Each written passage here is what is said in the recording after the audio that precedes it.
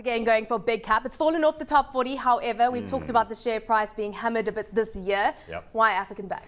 Okay, so African Bank's one of those stocks which, as you say, has had a tough couple of months. There's been a lot of negativity out there about a credit bubble and so on and so forth. But it just feels as though it's reached a point where anyone that was going to be short the stock has started to, kind of look to bank gains. It's gone ex-div later in the year.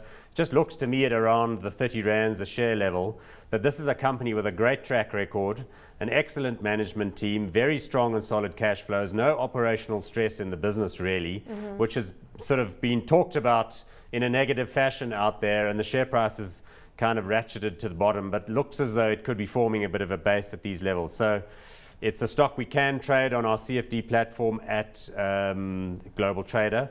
So my perspective would be that it's a stock we could accumulate, not necessarily hold on a lifetime basis, but just see whether it doesn't, form a bit of a base and pop back into the 30s and see if we can make some easy money on it.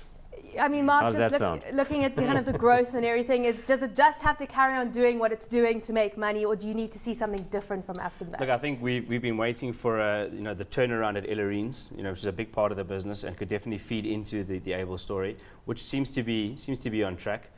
So we like it as well for all the reasons Paul mentioned. Plus for us, there is definitely a very strong balance sheet there, and the ability to raise capital between pref shares and bonds at very decent rates, and they're building that retail base. So they do seem to be doing the right things and stabilizing the business.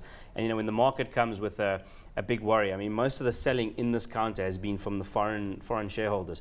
Locals have been buying, there's a lot of also, I think, from what we can see, there tends to be a lot of foreign hedges that seem to be short this counter, which at some point in time, they have to reverse their trade and cover, because being short a counter with call it a 5 to 6% dividend yield plus your 5 to 6% carrying costs, it needs to move down 10% from here just to break even. That's not going to be a long-term short.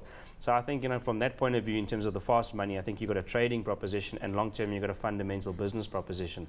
So, all you need now is a little bit of good news, and I think we could see a good re-rating back into the late 30s.